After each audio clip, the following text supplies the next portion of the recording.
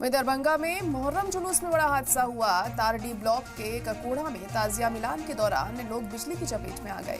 हादसे में करीब 50 लोग झुलस गए। यहां पर 3 गांव के लोग ताजिया मिलान के लिए जुटे थे।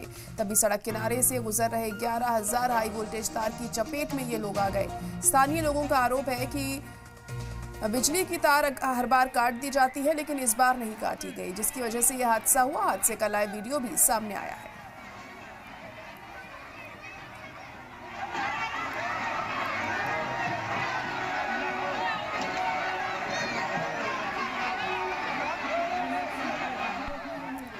आज नौवीं मुहर्रम था ककोड़ा पंचायत में, तो जुलूस जो है आ रहा था और आने के कारण जो है बांस जो है तार में लग गया।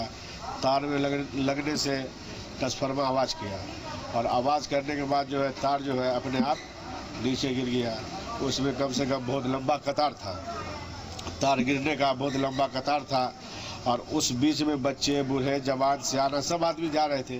एक वही करंट लगने से इस तरह का यहाँ ताजिया निकालने के दरमियान ककोड़ा मैया गांव के बीच में बिजली के तार के गिरने से घटना घटी है और मुझे ताजुब हो रहा है कि बिजली विभाग के लापरवाही कारण इस तरह का प्रिय घटना घटा है और लगभग सैकड़ों में लोग अभी इलाजत है।